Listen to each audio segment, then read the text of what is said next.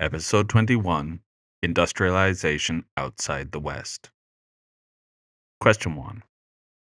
What was latecomer industrialization? How are Russia and Japan examples of this? Latecomer industrialization refers to the process by which countries began industrializing significantly later than the early pioneers such as Britain and France, and must therefore modernize rapidly to catch up. Because they enter industrialization after other countries have already established technologies, markets, and global power structures, latecomers faced unique challenges. They must modernize faster, rely more heavily on state intervention, adopt or adapt foreign technologies, and overcome entrenched social and economic structures that were not originally designed for industrial growth. Russia and Japan are classic examples of latecomer industrializers in the 19th century, but their paths were very different. Russia's industrialization was state-led but strained. Russia began industrializing in earnest only in the late 19th century, long after Western Europe. Several factors shaped its latecomer experience. Because Russia lacked a strong capitalist middle class, the Tsarist government played the primary role in building railroads, developing heavy industry, and attracting foreign investment. Serfdom, abolished only in 1861, had hindered economic mobility, urbanization, and the formation of a labor force. The economy remained overwhelmingly agrarian, which limited domestic demand for industrial goods. Russia relied heavily on French and British capital, especially for railways and the coal and steel industries. Russia industrialized quickly, but the rapid pace created enormous social unrest, born from overcrowded cities, harsh factory conditions, and political radicalization. These pressures contributed directly to the Russian revolutions of 1905 and 1917. Japan also industrialized late, beginning in the 1870s after centuries of isolation. Its success is often cited as the ideal form of latecomer industrialization. The Meiji government led the way by building infrastructure, sending students abroad, inviting foreign experts, and establishing model factories. Japan aggressively imported Western technology and military methods, then improved and domesticated them.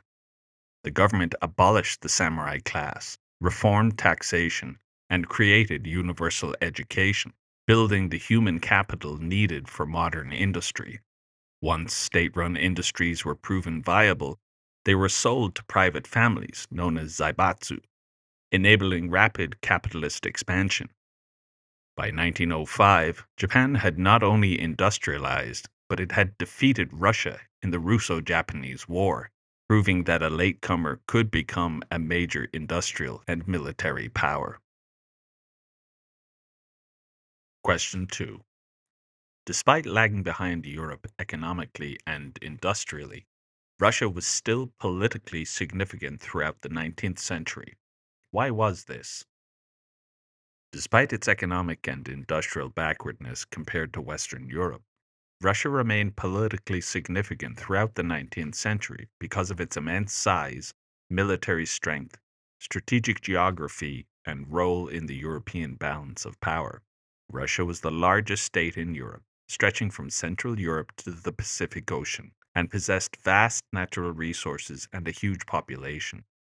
Even without advanced industry, its ability to mobilize millions of soldiers gave it enormous geopolitical weight. Russia's army, though often poorly supplied, technologically limited, and minimally trained, was enormous. It played decisive roles in major conflicts such as the Napoleonic Wars, where Russia's resistance and eventual advance into Europe helped bring down Napoleon. Throughout the century, Russia expanded into the Caucasus, Central Asia, and Eastern Europe, shaping regional politics and threatening Ottoman and Persian territories. European diplomacy in the 19th century revolved around preventing any single power from dominating the continent as Napoleon had. Russia's ambitions, especially towards the declining Ottoman Empire, forced Britain, France, Austria, and later Germany to continually reckon with Russian influence. The Crimean War demonstrated that containing Russia was a central concern of European politics. As a staunchly autocratic empire, Russia positioned itself as the defender of conservatism after 1815. Tsar Alexander I and Tsar Nicholas I played major roles in the Holy Alliance and the suppression of liberal and nationalist revolutions. In short, Russia mattered politically not because it was modern, but because it was large, militarily formidable, diplomatically unavoidable, and central to the balance of power in Europe. Question 3. What was the significance of the Crimean War?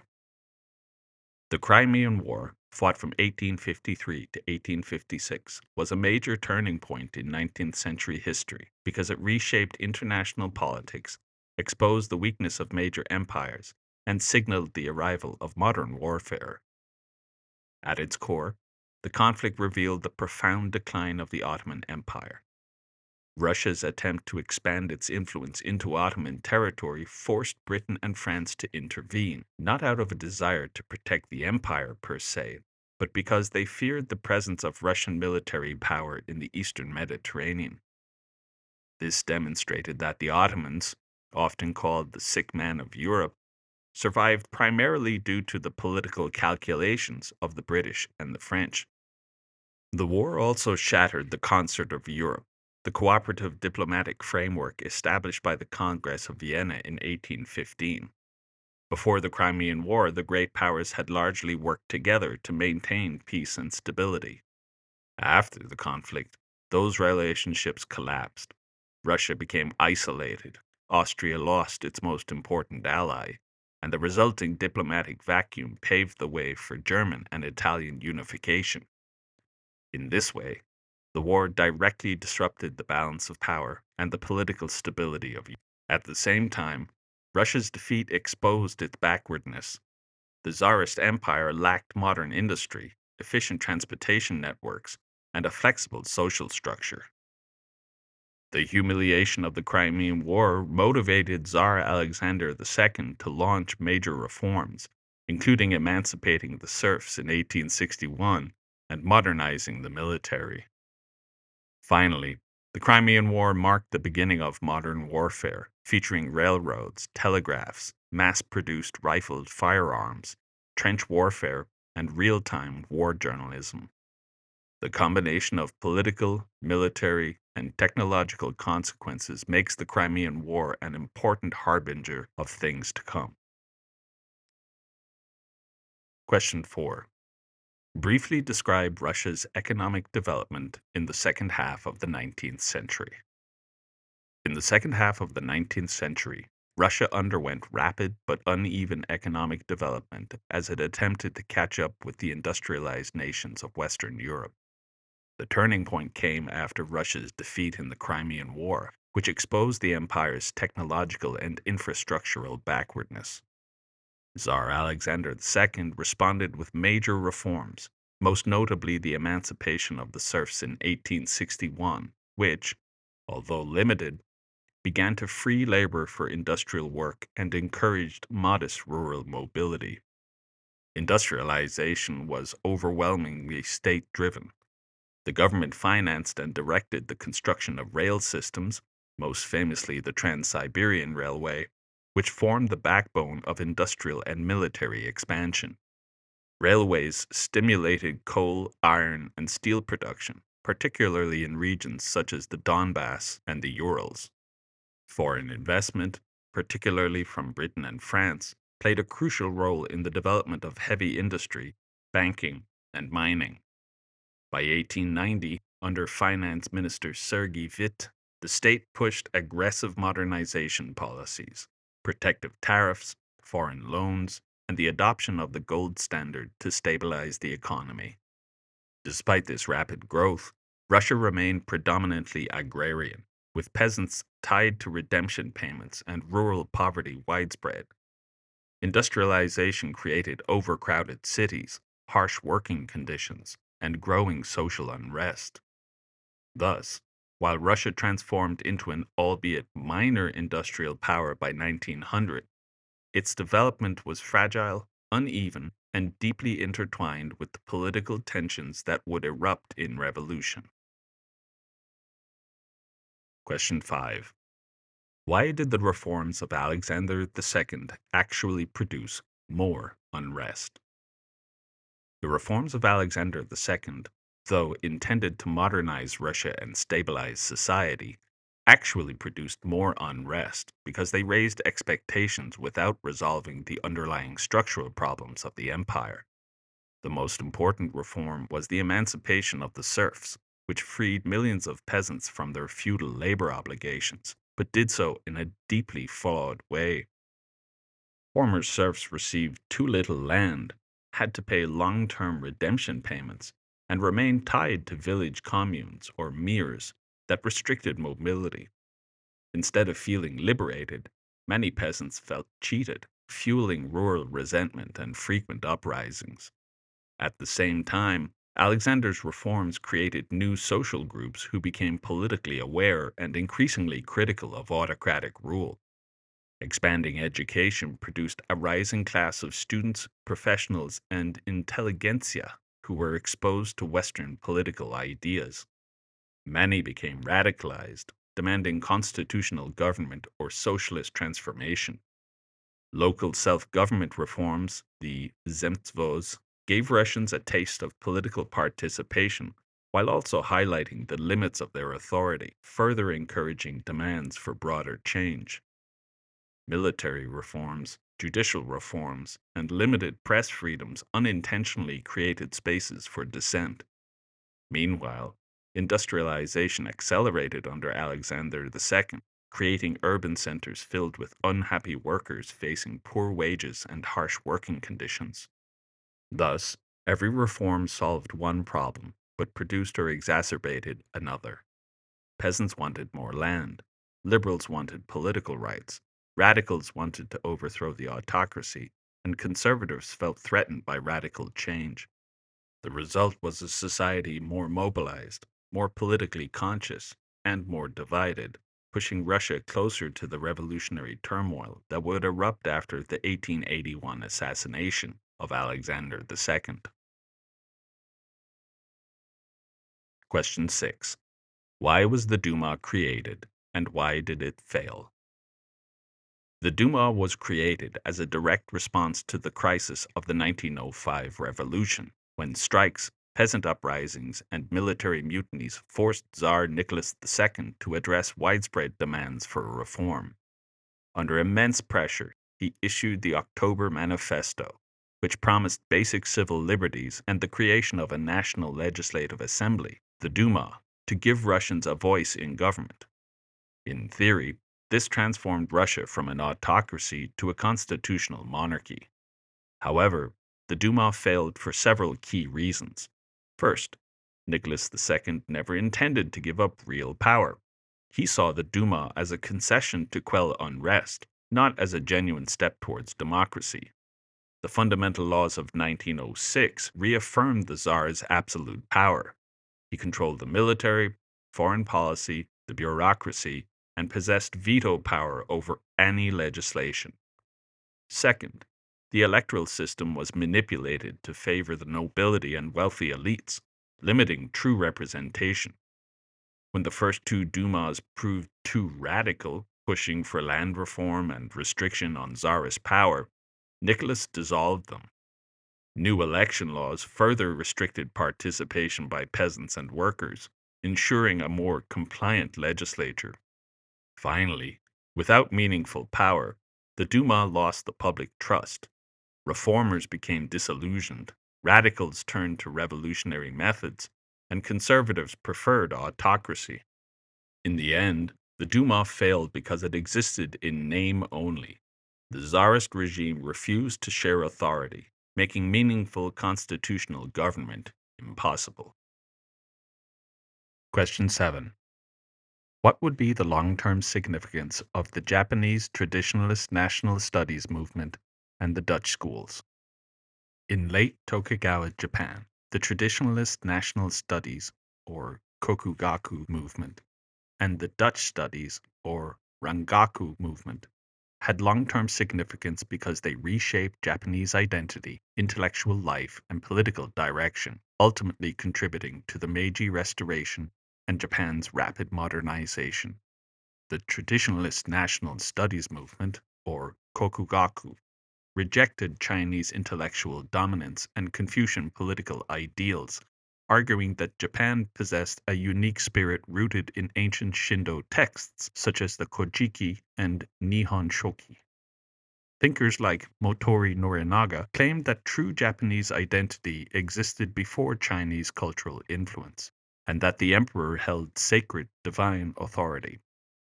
Kokugaku helped generate a growing belief in Japanese exceptionalism and reverence for the emperor.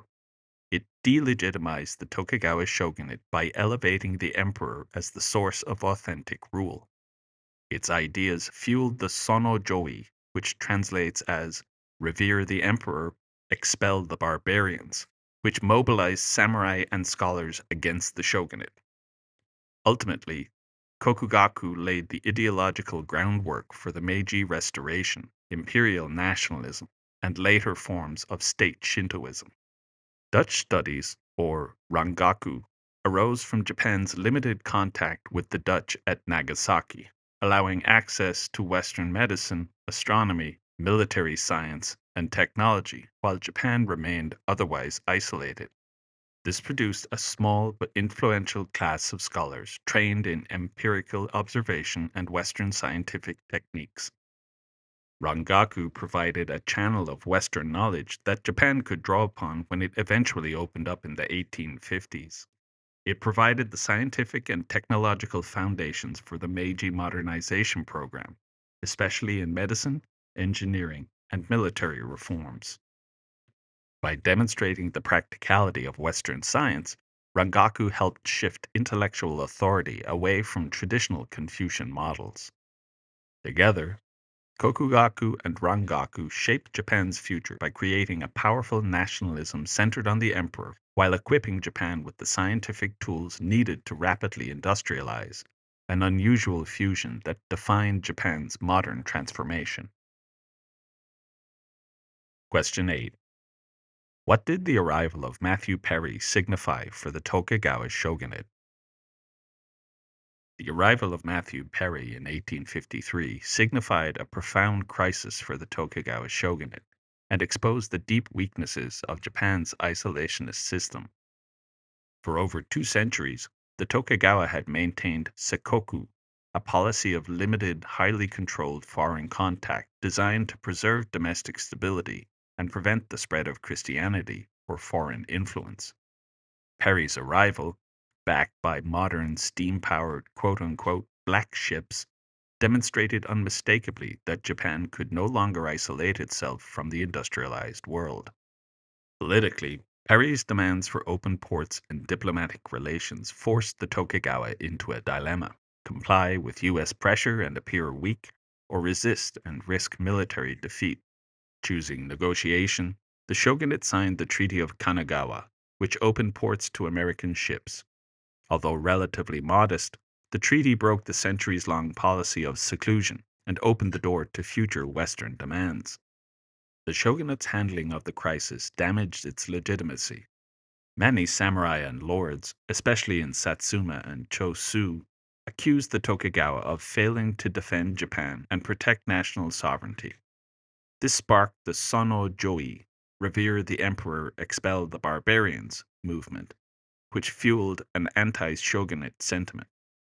In essence, Perry's arrival signaled the end of Japanese isolation, exposed the Tokugawa regime's inability to match Western military power, and set in motion the political upheaval that would culminate in the Meiji Restoration of 1868. Question 9. Why was Japan able to transform so dramatically in the years between 1868 and 1905? Japan's transformation in the years between 1868 and 1905 was the result of the Meiji Restoration, an unprecedented state-directed program of modernization that reshaped every aspect of society. After overthrowing the Tokugawa shogunate in 1868, Meiji reformers centralized political authority under the emperor, abolished the feudal domain system, and created a modern, merit based bureaucracy. They launched sweeping reforms in education, taxation, infrastructure, and the military. Crucially, Japan adopted Western science and technology while preserving a strong sense of Japanese identity. New railroads, telegraphs, factories, and banks emerged, and universal conscription created a modern national army modeled first on France and then on Prussia. By the 1890s, state supported industrialization helped powerful business conglomerates, the Zaibatsu, develop shipbuilding, textiles, and armaments, enabling Japan to compete with Western powers. Japan's modernization differed sharply from Russia's because Japan modernized with national unity and a coherent strategy, while Russia's reforms were fragmented and resisted by entrenched elites. The Meiji government embraced westernization not reluctantly, but deliberately, sending students abroad, hiring foreign experts, and rewriting institutions to fit Japanese needs. In Russia, reforms such as the emancipation of the serfs and industrialization under Sergei Witte were significant but incomplete. Russia lacked a strong middle class, faced political opposition from both nobles and radicals, and maintained autocracy even as society modernized. Japan, by contrast, balanced tradition and modernization. The emperor remained a unifying symbol, but real power rested with reformist oligarchs capable of decisive action. Most importantly, Japan modernized before being fully dominated by foreign powers, while Russia only began modernizing after the humiliation of the Crimean War from 1853 to 1856. Japan's key weakness was its lack of natural resources, especially coal, iron, and later oil. In other words, the key ingredients of industrialization. Industrial growth and military ambitions required raw materials that the home islands could not provide. The long term significance of this weakness was profound. It pushed Japan towards imperial expansion, beginning with victories in the Sino Japanese War, 1894 to 1895, and Russo Japanese War, 1904 to 1905. This search for resources eventually drove Japan into aggressive militarism in the 1930s and ultimately into World War II.